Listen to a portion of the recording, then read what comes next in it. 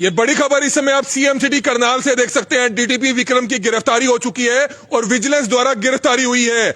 कुछ समय पहले आपको याद होगा पार्षद बलविंदर सिंह की गिरफ्तारी हुई थी। पार्षद बलविंदर सिंह इस समय हमारे साथ मौजूद है और एक बड़ा खुलासा करने जा रहे हैं डीटीपी गिरफ्तारी पर। डीटीपी की गिरफ्तारी पर एक बड़ा खुलासा करने जा रहे हैं। क्या कुछ खुलासा है इन्हीं से जानेंगे, क्योंकि गौरतलब है कि डीटीपी विक्रम की शिकायत पर पार्षद बलविंदर सिंह की गिरफ्तारी हुई थी। किस तरह से इनके घर में घुसकर पुलिस वालों ने बेटियों से बदतमीजी करते हुए पार्षद बलविंदर सिंह को गिरफ्तार किया था और पूरा शहर जो उनके साथ कहीं ना कहीं खड़ा हुआ था, क्योंकि किस तरह से अवैध कॉलोनी जब तोड़ी जा रही थी, गरीबों के आशियाने तोड़े जा रहे थे, तब पार्षद बलविंदर सिंह ने वहां पर उसका विरोध किया था। लेकिन किस तरह से डीटीपी की शिकायत पर कि कानूनी काम में बाधा डाल रहे थे पार्षद, जिस पर पर्चा दर्ज होता है। क्या कुछ कहना चाहेंगे, उन्हीं से बातचीत करते हैं। हमारी आप सभी से अपील कि जो भी लोग इस वीडियो को देखें, इस वीडियो को जरूर शेयर करें। बलविंदर जी, क्या कुछ बताना चाहेंगे? आपको वो दिन याद होगा जब आपकी गिरफ्तारी हुई थी, लेकिन आज डीटीपी विक्रम की गिरफ्तारी हुई है। क्या लगता है, क्या कुछ इस पर कहेंगे? 5 लाख रुपए इसके घर से, क्योंकि सुनने में आया लोगों के पास से कि ये हर महीने जब तक 2 करोड़ घर भेज नहीं लेता था तब तक ये चैन से बैठता नहीं था। हर तरह के रिश्वतखोर हमारे करनाल में अफसर आए, पर ये अजीब तरह का रिश्वतखोर अफसर था। ये दोनों तरफ जैसे होता है, इसके दोनों तरफ मुंह था। ये क्या करता था, ये पैसे 2 तरह से कमाता था। एक तो मोटे कॉलोनाइजरों से पैसा लेता था। अगर कोई कॉलोनाइजर छोटा होता था तो ये क्या करता था, पहले कॉलोनाइजरों से पैसे लेता था और फिर जैसे अल्फा और अंसल जैसी बड़ी बड़ी कॉलोनियां आ गई, इसको मोटी रिश्वत दे देते थे, तो फिर उन्हीं कॉलोनाइजरों के खिलाफ जो गरीब मकान बनाते थे उनके मकान तोड़ने पहुंच जाता था। जो बुड्ढा खेड़ा में कॉलोनी बनी थी, कॉलोनी नहीं थी, कॉलोनी गलत कह रहे हैं, वो फिरनी के बाहर मकान बने थे गरीबों के, और वो भी टीन पा के बनाए हुए थे। एक इसका काम और था कि ये क्या करता था कि जैसे किसी मकान को मान ले किसी पार्षद ने किसी ने कह दिया कि ये अवैध कॉलोनी कट रही, ये गुस्से में क्या करता था, जो वो शोरूम को गिराने की बजाय गरीब के मकान तोड़ता था ताकि शोरूम वालों को आंच ना आए और गरीबों के मकान तोड़ के इसकी फॉर्मेलिटी पूरी हो जाए। तो क्या लगता है आज विजिलेंस ने किस तरह से गिरफ्तारी करी? हालांकि इतिहास रहा है, जो इस समय एसपी हैं विजिलेंस के फोगाट जी, उनका इतिहास रहा है कि वो पक्का काम करते हैं, सबूतों के आधार पर काम करते हैं और रंगे हाथ पकड़ते हैं। क्या कहना चाहेंगे, क्या अब ये बाल बाल बचेंगे या इनके हकीकत में पूरा जो है मामले खुलेंगे कि रिमांड अगर लिया जाता है? कुछ लोग सामने आने लग गए, लड्डू बांटे जा रहे हैं शहर में, जिन लोगों की कॉलोनियां इन्होंने तोड़ी, जिन लोगों के घर तोड़े, वो लड्डू बांट रहे हैं। मैंने एक पोस्ट भी डाली है कि शेर के जबड़े से निकल सकता है, फोगाट के जबड़े से नहीं निकल सकता। ये फोगाट साहब ही थे, इतनी बड़ी कार्रवाई को अंजाम देंगे, वैसे और किसी के बस की ये बात ही नहीं थी। अगर और किसी के बस की बात होती तो ये 3 साल पहले पकड़ा जाता। जब मेरे को इसने ये डाला था कि ये काम में बाधा डाल रहा है सरकारी काम में, दरअसल मैं इसके सरकारी काम में बाधा नहीं था, मैं इसकी जो धन कमा रहा था उसमें बाधा था। इसीलिए इन्होंने मेरे पे केस बना के मेरे साथ ये काम किया था। और मैं कहता हूँ कि हमारे इस शहर के लिए, हमारे इस वार्ड के लिए मैंने कुर्बानी नहीं दी, मेरे पूरे परिवार ने कुर्बानी दी।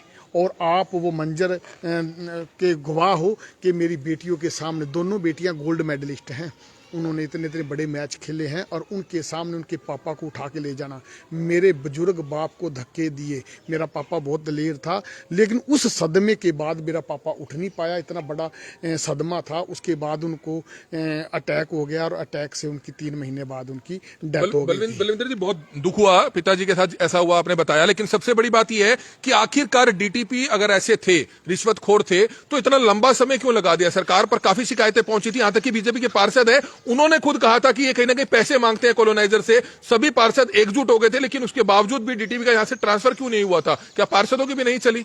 नहीं, पार्षदों की तो चलती थी, लेकिन वहां पे इस काम में उन्होंने शिकायत तो करी पार्षदों ने, लेकिन इसके साथ जो बंदा 2 करोड़ 3 करोड़ एक महीने के कमाता है, ऊपर कितने देता है?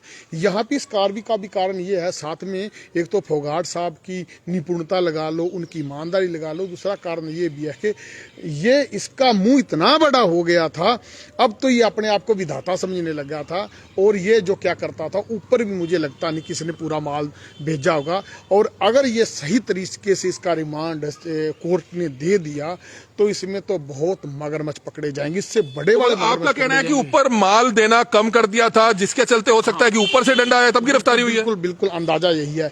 मतलब आज तक ऐसा हुआ है कि कोई बंदा पकड़ा गया हो और लोगों ने लड्डू बांटे हो, एक कमेंट ऐसा बता देना, चाहे वो बीजेपी पार्टी का है, चाहे कोई कांग्रेस का है, चाहे कोई आजाद है, चाहे कोई आम जनता है, कोई भी बंदा ऐसा नहीं है जिसके घर में खुशी का माहौल ना हो। इतना बड़ा अत्याचारी हो चुका था भाई, आप इसकी अंदाजा लगाना ही मुश्किल है। पता नहीं किस तरह का बंदा था, ये किसी भी हद तक जा सकता था। तो आपको लगता है कि कुछ लोगों को शय हो सकती है इसकी? अभी भी करनाल में कुछ ऐसे लोग हैं, बड़े सफेदपोश लोग हैं, जिसको कहीं ना कहीं डीटीपी विक्रम की शय हो या उसके वो दलाल बने बैठे हो? कमाल है जी, बिना दलालों के काम चलता है। इसने तो कहते हैं कि हर डील के लिए ये दलाल बदलता था, हर डील के लिए इसने कम से कम 10 बंदे रखे हुए थे एक डील में। ये नहीं है कि हर बार वही बंदा डील करने के लिए जाए, इसने तो हद मचा रखी थी। और ऐसे ऐसे मिड्डा जी बहुत अधिकारी हैं, ऐसे ऐसे बहुत भ्रष्ट अधिकारी हैं जिन्होंने सारे नगर निगम को खा दिया। वो मेरी आवाज को सुने, ध्यान रखें, कोई बख्शा नहीं जाएगा, अब कोई बख्शा नहीं जाएगा, क्योंकि ये मेरा शहर है, ये हमारी पब्लिक का शहर है। करनाल को कमजोर ना समझे, ये वही करनाल है जिन्होंने भजन लाल की पीएचडी तोड़ी थी। कार्रवाई तो कुछ नहीं होती, हम भी सालों से देख रहे हैं। 85 घोटाले हमने दिखाए हैं, खाद्य पूर्ति विभाग के घोटाले दिखाए हैं, नगर निगम में ताजा मामला हुआ था, रजिस्ट्री का घोटाला हुआ था, फर्जी आईडी का घोटाला हुआ था, अभी हाल ही में जो है दीपक किंगर एससी वाला मामला हुआ था, लेकिन उनको भी शायद क्लीन चिट मिलती हुई नजर आ रही है। इस तरह की चर्चाएं हैं। एक बार देना फोगाट साहब को मामला और किंगर निकल के दिखा दे, और कुछ ना करें। सीएम साहब से निवेदन है, अगर आप ईमानदार हैं और आप ईमानदारी की छवि को बरकरार रखना चाहते हैं तो मेरा निवेदन ये है कि ये जो फोगाट साहब है इनको विजिलेंस में रखें। कुछ भी करने की जरूरत नहीं है, ऐसा इलाज होगा दुनिया देखेगी, ऐसा इलाज होगा दुनिया देखेगी। और वो भ्रष्ट अधिकारी सुन लें, ऐसे रिश्ते होने बंद हो जाते हैं जब कोई भ्रष्ट अधिकारी पकड़ा जाता है, उसकी बेटी उसको पापा कहने से मना कर देती है और सारे रिश्तेदार पीछे हट जाते हैं। जिनके लिए धन कमा रहे हो ना, जिनके लिए पब्लिक का खून चूस रहे हो, वो पब्लिक की जो बददुआएं हैं ना, वो लेके इस तरह धन कमा के उस धन का करोगे क्या? तो बिल्कुल आपने बात अच्छी कही, एक अच्छा एग्जांपल सेट हुआ है विजिलेंस की तरफ से कि किस तरह से रिश्वतखोर अधिकारी अब बख्शे नहीं जाएंगे। लेकिन मजा तो तब है जब हर एक रिश्वतखोर अधिकारी की कम से कम ईमानदारी से जांच तो हो, पर्चा दर्ज कर लिया जाता है, सस्पेंशन कर दी जाती है, लेकिन 1 महीने बाद फिर दोबारा से बहाली करके उसको दोबारा और मलाई वाली पोस्ट दे दी जाती है। ये कहां का कानून हुआ? ऐसा ही हुआ था। मैंने बहुत से खुलासे करे, आपके सामने लाइव खुलासे करे। अब तो मैं क्या करता था, मैं कई पत्रकारों से बात करता था ना, भी ये बात हो गई तो पत्रकार मेरे को कहते थे एमसी साहब हम क्या करें, कहते हैं जिंदगी होगी हमारी भी, कहते हैं इतने नंगे बंदे हमने नहीं देखे।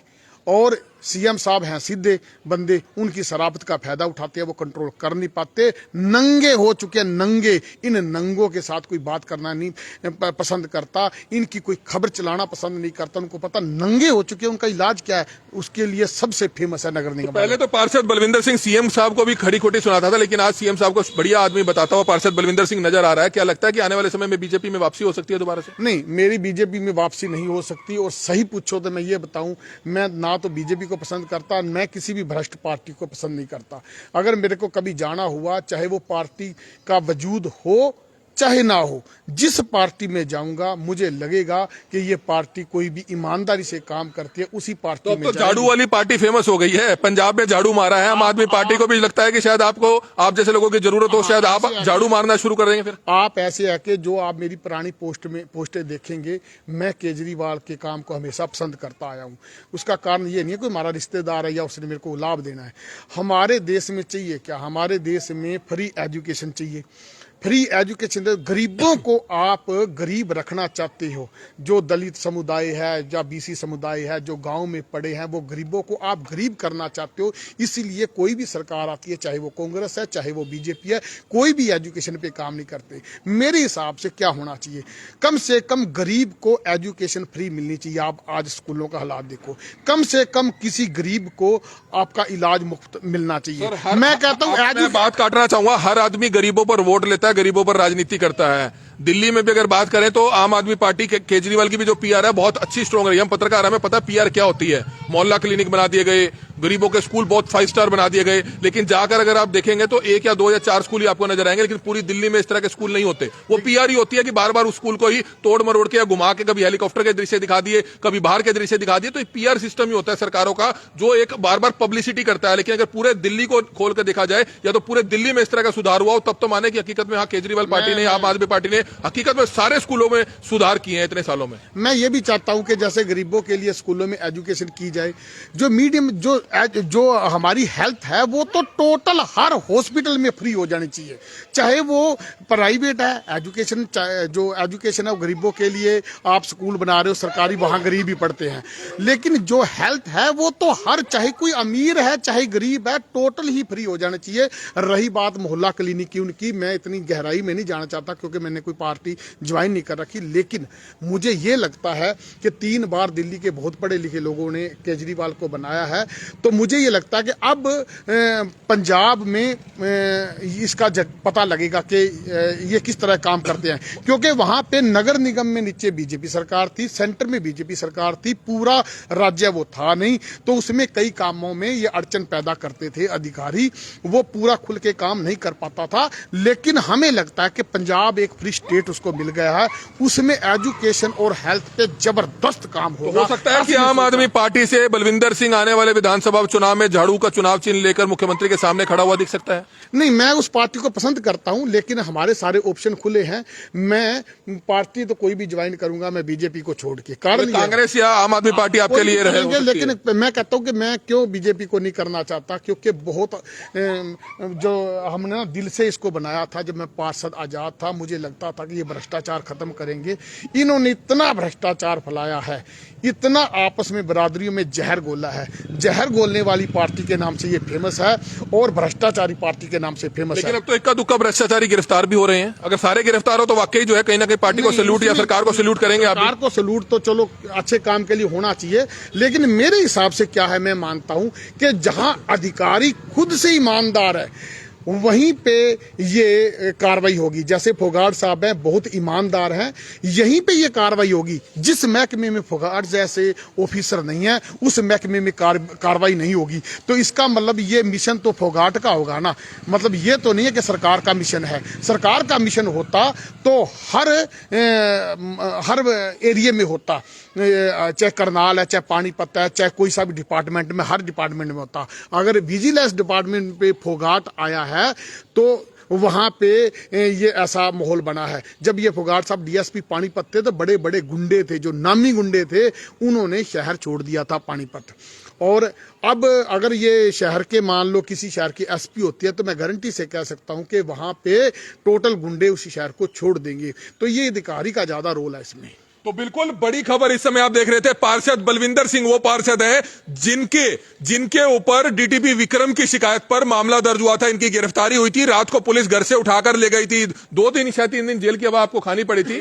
एक हफ्ता जेल में जो है रहे थे, लेकिन 1 हफ्ते बाद जब आए थे तो उनका काफी अच्छा स्वागत जो है वार्ड के लोगों ने, शहर के लोगों ने किया था। लेकिन सबसे बड़ी बात है कि डीटीपी विक्रम की अब गिरफ्तारी हो चुकी है। 5 लाख रुपए तो बताया गया है कि रंगे हाथ लेते हुए गिरफ्तारी हुई है। शायद घर से भी, जानकारी यह भी है कि घर से भी करोड़ों रुपए की राशि मिली है, लेकिन अभी विजिलेंस उसको क्लियर नहीं कर रही है। लेकिन निश्चित तौर पर डीटीपी विक्रम के साथ हो सकता है, जैसे कि पार्षद बलविंदर सिंह ने भी बताया, कि ऐसे बहुत से दलाल हैं जो उनके लिए काम किया करते थे, जो शहर से अवैध वसूली का काम करते थे। वो कई ऐसे लोग हैं जो महकमे में जुड़े हुए हैं और कई ऐसे हैं जो डीसी रेट पर लगे हुए हैं। निश्चित तौर पर ऐसे लोगों के खिलाफ ऐसे सख्त एक्शन जरूर होना चाहिए। एक मोबाइल की जो डाटा होता है उसको कलेक्ट करना चाहिए। सबसे बड़ी बात है कि किस किस से उनकी बातचीत होती थी, कौन कौन लोग लगातार उनके संपर्क में थे। तो अगर पूरी गहनता व गंभीरता से छानबीन होती है तो निश्चित तौर पर इस मामले का बड़ा खुलासा हो सकता है। हमारी आप सभी से हाथ जोड़कर अपील रहेगी कि जो भी लोग इस वीडियो को देखें, इस वीडियो को जरूर शेयर करें। कुछ और लोग हैं, आपने शायद लड्डू बांटे थे, वहां पर आप लड्डू बांट रहे पहुंचे थे विजिलेंस के दफ्तर में, तो बांटा ही है सभी मिठाइयां, बची है अभी कुछ? पत्रकार बंधुओं को और जो विजिलेंस टीम को जो है ना मिठाई बांटी है।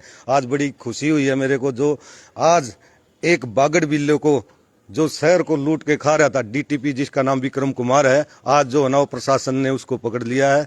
और ये जो ना गरीब लोगों को जो सताता था ना, आज जो गरीब की आय होती है ना, वो बहुत बड़ी से होती है। गरीब को कहते हैं परमात्मा, जब परमात्मा की लाठी जी पड़ती है ना, उसको पता लगता है। आपका मकान कहाँ और कब तोड़ा था? मकान बूढ़ा खेड़ा में था। इन्होंने, विक्रम कुमार ने बगैर नोटिस के 2 बार मेरा मकान तोड़ा। दूसरी बार जब बड़े भाई हमारे बलविंदर 5 मिनट का, जो हमारे वार्ड के शेर हैं, सिर्फ 5 मिनट का समय रह गया। अगर 5 मिनट पहले आते तो शायद दोबारा मेरा मकान बच आपने जाता। बताया कि 2 लाख रुपए की डिमांड करी थी, कुछ प्रूफ था उसका? मेरे पास 50,000 रुपए डिमांड करी थी, आज भी मेरे पास प्रूफ है उसका। फोटो है, मेरे मकान पे आए, जो मैं उसको दे नहीं पाया, वो मेरे पास प्रूफ है, मैं फोटो दिखा सकता हूँ।